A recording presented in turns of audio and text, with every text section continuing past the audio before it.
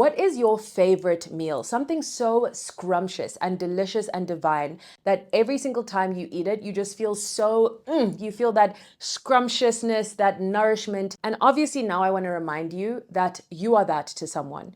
You are that scrumptiousness and you are that nourishment of the spirit that someone is seeking and that someone cannot wait to return to, like their favorite recipe, like their favorite meal, warm, delicious, fragrant. You are such a generosity, and there are people who cannot wait to feast in a very loving way, a very soft and beautiful way, not a taking energy, but a receiving energy. People who cannot wait to receive exactly what you are here to give. It's helpful to connect with pleasurable experiences in your life, like a sunset, or a beautiful poem, or a stunning song, or a very memorable moment that means the world to you, that you always go back to and think, wow, that just fills my heart with so much love. I'm so grateful that I got to live that. I'm so in awe of the fact that I actually experienced that moment. And when you're in touch with moments like these, experiences like these, foods, memories, moments, it's so helpful. It can be so expansive for you to see yourself mirrored in that moment. Think to yourself, oh my word, I am that. That's a mirror. How I feel about the sunset is how someone seeks to behold me. How I feel about this film, this movie that completely opened my heart or made me laugh or made me feel like, wow, there's so much meaning and magic even in the most mundane aspects of the human experience. I am here to return that nourishment to the collective soul. You have come here as a gift to our soul. You have come here as soul nourishment. There's something that you offer. There's something that you embody. There's something that you express that is so deliciously fundamental and nourishing and life-giving to the soul of the people who have come here to in part receive what you are here to give. We've all come here to fulfill many divine soul contracts, many divine soul functions. And I believe that each of us has come here not only to express something, but to receive certain messages that are deeply resonant to us. Do you ever encounter something and it feels like your world completely opens or shifts? You have this paradigm shift moment. You have this breath of fresh air. I believe, and this is just, we are accepting multiple forms of belief and ideas and insights in the Soul Salon. I believe that you had a soul contract with that piece of art to receive it and to be receptive to it in a way that honors the time, the attention, the care, the devotion that went into that art creation. There's this beautiful soul resonance that exists between us and these forms of creation that just feel like heart made for us. So know that you are that for someone. Know that there are people who have come here to resonate with you in this lifetime. Because we didn't only come here to be on a stage, but we also all came here to be part of audiences. We didn't only come here to be on the stage or to be in the studio. We also have all come here to receive each other, to resonate with what each other creates, to feel moved and enlivened by the art that people make, by the stories that they tell. So trust that there are people, there are hearts, there are minds, souls, bodies, spirits who have come here with such an openness to receive exactly what you are here to give. There is a divine, beautiful intelligence to all of this, and you weave into the collective consciousness a thread that is so necessary, especially as we are part of this collective awakening that is happening, as we are trying to raise all of our vibration towards love and liberation. As we do that work, know that you are needed. You are necessary. You are nourishment. You are hydration. You are sustenance for the road ahead. And just like people on long journeys, what do they take with them? They take food if they can. They take music if they can. They take something with them to make the path softer or more expansive or more easeful. Anything tiny that they can do to allow a bit more relief or release or pleasure or joy on that journey. And I think we are all here to offer that to each other, to allow the road of life, the path of life to be walked in a more gentle way, in a more gorgeous way, in a more poetic and potent way. And whatever your specific frequency is that you bring to us, whether it's fiery energy where you activate us, whether it's softness and you bring us into an energy of slowing down and our worthiness to be slower in our movement, to experience life more deeply and more presently. Whatever you bring to us, if you ground us in the earth, if you allow us to really know where our feet are and trust that the earth is holding us and gravity is supporting us and we are here and we are residents of this earth and no one can ever take that away from us.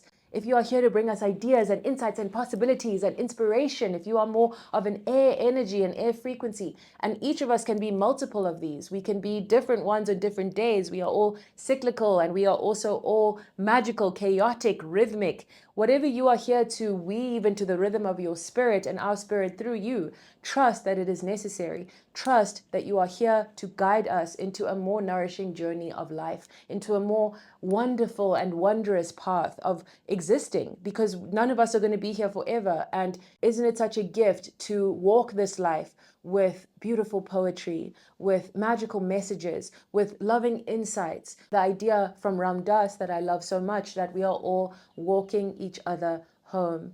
And so someone wants to reach out for your hand, to take it and journey through life with it, to reach for your art, to reach for your videos, your ideas, your voice in times of darkness or in times of light. They want to travel this life with you and through you, and know that we have been given to so generously. For any mood we have, an artist has made a song. For any idea we think of, someone has written a book, someone has written a poem or an essay or an article, someone has thought about it and devoted themselves to it, such that we can journey with that idea through them. And so what a tradition to have inherited. Wow, like what a gifted inheritance that we get to be part of this endless chorus of creation, of generosity, of giving to the collective, our ideas, our thoughts, our I made this and maybe you might like it. Like what a generosity, what a deep, a profound and a potent inheritance that we should never take for granted. So if you feel called to express something, trust that that is something that someone is seeking to receive, imbibe, imbue, take in through you, that you are a vessel of the divine, of your higher power, of creativity itself. You are an inherent channel of creation. No one can take that away from you. The way you respond is creative. The way you communicate is creative. The way you relate is increasingly more and more creative. The way you treat yourself is creative. And the art you make, the art that makes you, is creative. So trust your curiosities, your desires, your impulses, your urges. They are all guiding. They are all guiding you to be the nourishment, to be the generosity, to be the gift that you have come here to be. And because we are not here to give endlessly and deplete ourselves, know that your divine giving is also your zone of divine receiving. There are forms of existing on earth, forms of activity, forms of being and doing that are so in alignment with your soul, with your purpose, with your essence, that the giving you do through them is also going to feel like receiving. You may give the music, but in that giving, you felt you received something. You may give the message, but in that giving, you received a download, an insight. You received a beautiful feeling. You received pleasure, or you received purpose, or you received the sense that, wow, I'm really on my path, alignment. So the giving you have come here to be is so intelligently and divinely designed that it is also set up to feel like receiving, because it is its own energy source. You will receive energy from this form of creation because that is the energy that you have come here to express and also to give to us. So someone who is devoted to speaking may have a ton of energy to speak. They're willing to put up with the mundane aspects. They're willing to put up with the inconvenience, the fear. They're willing to step into courage. They're willing to step into discomfort because they have so much desire to see themselves walk that path of being the speaker they know they feel called to be. So there's a beautiful energetic intelligence in that they've been given the energy required to embody their purpose. And then what happens to the people who listen to them in that room? They receive energy from that speaker. They receive insight. They receive a movement, a flow, inspiration, possibility. Wow, if they can, I can. Wow, permission. Wow, purpose. Wow, magic. Wow, wow, wow, flow. So we see that they are giving energy to the room as they are receiving energy from their purpose and from the room. And so there's a divine give and take, like in a conversation where it is balanced, where you listen and you receive, but you also then at the right moment within this dance, at the most attuned moment in this dance of conversation, you then speak and you offer and you share vulnerably. And then it's not just two people speaking at each other. There's space to receive and there's space to give. And our gifts are just like that. You are the nourishment someone seeks, and you deserve to be nourished by community, by support, by love, by friendship, by co-creation. What forms of support are you seeking? Are you calling in at this moment, knowing that you supported, you helped, you held is going to blossom into so many more flowers and fruits of your spirit, because we were never meant to walk this path alone. We are ecosystems waiting for fertilizers and pollinators and co-creators and collaborators and fertile soil and sunshine and water, and we need it all and we deserve it all. It is our birthright. So when you trust you are nourishment, you also trust that nourishment needs nourishment. Nourishment needs nourishment. The fruit tree cannot give fruits if there's no rain, if there's no fertile soil, if there's no pollination.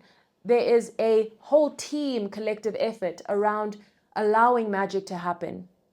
There's also the energy of patience. The tree knows that fruits often take months, if not years, to give themselves to us. So know that you are nourishment and know that you deserve nourishment. And I'm calling in for you all the forms of juicy pollination and support and amplification, hydration, sunlight, sunshine, nutrients, rest, reprieve, seasons, time for the seeds to really plant and have time and space to grow. You deserve all of it, my love. And all the nourishment that is trying to find you, I hope that you receive it. If someone compliments you, receive it. Someone offers you help, receive it. In fact, the next free live training I'll be doing, and you are so invited, please do join us. It is called the Born to Receive portal.